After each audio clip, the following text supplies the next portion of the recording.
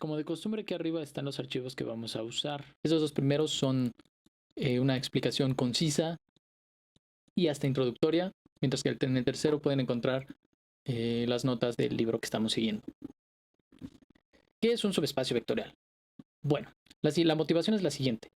Si tenemos un espacio vectorial B, al ser espacio vectorial sabemos que satisface las 10 propiedades que estuvimos estudiando.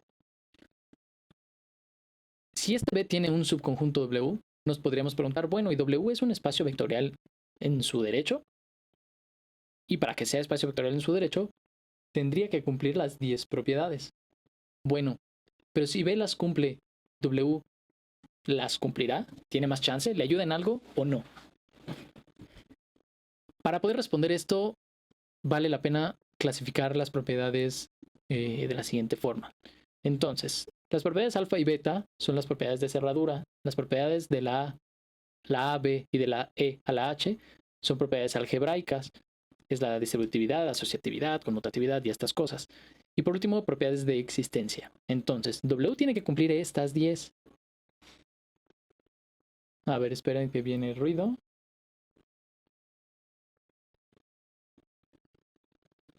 Ruido, ruido, ruido. Ruido, ruido, ruido, ruido, ruido, ruido. Ok, ya. Entonces, W tiene que cumplir estas 10 propiedades para ser espacio vectorial. Las algebraicas están dadas porque dado que B las cumple y los elementos de W son elementos de B también, entonces también cumplen las propiedades algebraicas, estas cuestiones, estas igualdades. Entonces con estas no hay problema. La cerradura, esas son las que podrían fallar también en principio. ¿Por qué? Porque recordemos que la cerradura significa que si al aplicar la operación me quedo en el conjunto. Es decir, la cerradura para B es que para la suma, para la B con la suma, es que si yo agarro dos elementos de B y los sumo, me quedo en B, no me salgo de B. Bueno, lo que queremos ver es que W también las cumple. Entonces, que si agarro ahora dos elementos de W, me quedo en W. Y lo mismo con el producto por un escalar. Entonces, estas hay que checarlas, estas podrían fallar. ¿Y qué pasa con la existencia? La existencia del neutro aditivo y del inverso aditivo. Recordando las propiedades del teorema 6.1 de las notas pasadas, la cual me dicen que el neutro aditivo siempre se puede escribir como el escalar 0 por cualquier vector, y lo mismo el inverso aditivo se puede escribir como el -1 por el vector que estamos considerando. Entonces, si ya sabemos que el producto por escalar, que es la operación que aparece aquí adentro, si este producto por escalar con este conjunto es una operación cerrada, es decir, que no se sale de ahí, lo que me está diciendo esto automáticamente es que pues aquí adentro va a estar el neutro aditivo y que si yo empiezo de un U que está en W, al hacer esta operación, me voy a quedar en W. Es decir, el menos, pero esa operación es el -U, el inverso aditivo. Entonces el inverso aditivo va a estar en W también. En otras palabras, estas propiedades están garantizadas siempre y cuando las propiedades de cerradura se satisfagan. Es decir, las únicas propiedades que hay que verificar son las de cerradura. ¿Esto cuándo? Cuando el conjunto W sabemos que está metido, es subconjunto de algún conjunto V, el cual ya sabemos que es espacio vectorial y que cumple las 10 propiedades. Si no sabemos nada de B, no podemos decir nada de W. Es necesario saber que ya de antemano que B es un espacio vectorial para poder aprovechar esto y decir, ok, W es un espacio vectorial también, más chiquito, si cumple estas dos. Y es lo que está escrito aquí abajo. Dado un espacio vectorial B, un conjunto W no vacío, es importante que sea no vacío. Un subconjunto W no vacío, tenemos que este conjunto W es subespacio vectorial, es decir, satisface estas 10 propiedades. Si solo si, el W cumple solamente alfa y beta. Es decir, basta ver que cumple alfa y beta para poder garantizar que cumple las 10. Ya no hay que checar todas, nada más hay que checar la alfa y la beta. ¿Por qué? Porque nos ayuda el hecho de que V ya es espacio vectorial. Bueno, esto lo pueden encontrar en la primera parte de estas notas. Subespacios, aquí está la definición. Entonces, un subespacio es un conjunto más pequeño que también es un espacio vectorial. Se dan aquí un par de ejemplos. De hecho, aquí se tratan. Vean los ejemplos con cuidado, pero este ejemplo trata de los vectores que tienen coordenada, vectores en R3 que tienen la tercera coordenada igual a 0, con la suma y el producto por escalar usual. Y se ve que W es un subespacio vectorial. Pero aquí lo harían a mano. De hecho, o sea, lo hacen verificando las 10 propiedades. Sin embargo, este teorema 6.2 es el que acabamos de desarrollar aquí abajo. El teorema 6.2 lo que me dice es que Si yo tengo un espacio vectorial con dos operaciones y un subconjunto no vacío de este B, entonces el W es un subespacio de V, si y solo si, recuerden, esta flecha se dice, o se lee si y solo si, se cumplen la propiedad alfa y la propiedad beta.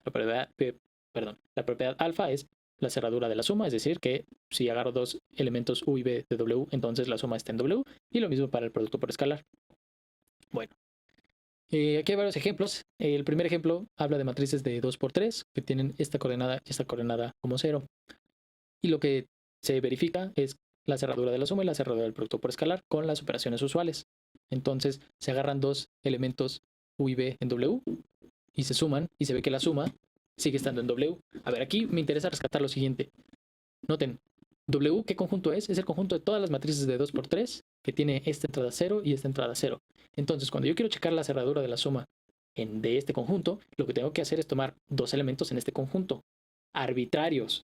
Y cuando digo arbitrarios no es uno en específico y otro en específico, sino dos, pero cualesquiera. Entonces tengo que ser capaz de reconocer la forma abstracta de los elementos de cada uno de estos conjuntos. En este caso, la forma abstracta, pues es la que está escrita aquí. Por eso, cuando se agarran dos elementos de aquí, se agarran un U que tiene esta forma y un V que tiene esta otra forma. Noten, son números aquí, 0, 0, 0 y 0.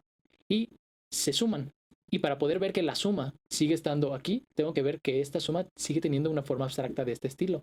Entonces, al sumarlos, dado que aquí es la suma usual, coordenada, coordenada, al sumarlos obtengo una matriz de este estilo. Noten que tiene números aquí, pero en estas entradas tiene 0 y 0, que es lo que caracteriza a los elementos de W. Por lo tanto, la suma sigue estando en W. Algo similar se hace con el producto por escalar. El producto por escalar es una matriz de este estilo que tiene esta forma, por lo tanto sigue estando en W. Alfa y beta se satisfacen y entonces este conjunto W es un subespacio vectorial del conjunto de todas las matrices con las operaciones usuales. En el siguiente ejemplo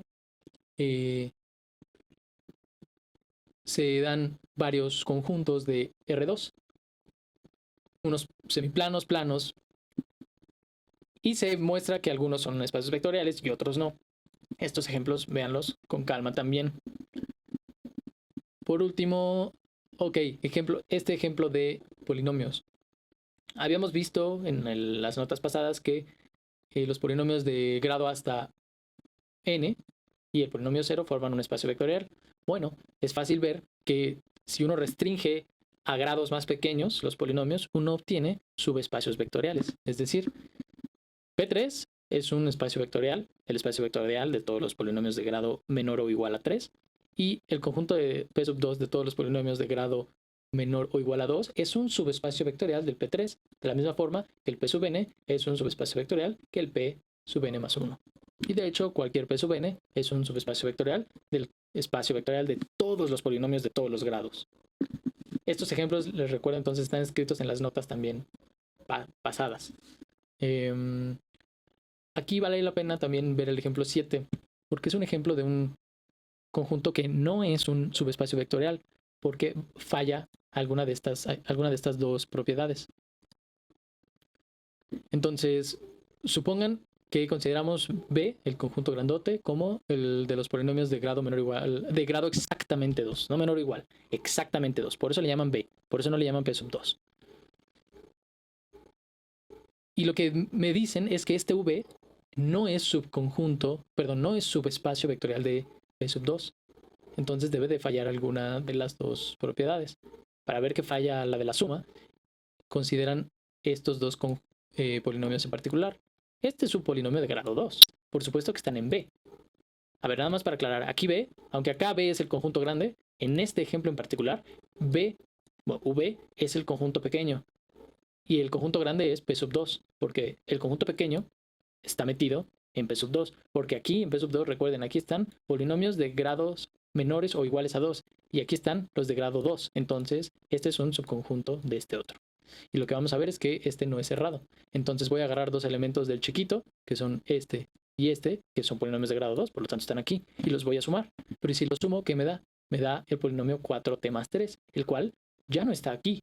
¿Por qué? Porque ya no es un polinomio de grado 2. Sigue estando acá, por supuesto, porque este admite polinomios de grado menor, pero este no.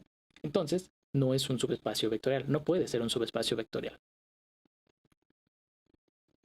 Bueno, en el siguiente video continuaremos discutiendo este ejemplo y revisaremos este archivo donde viene combinación, donde vamos a estudiar combinaciones lineales.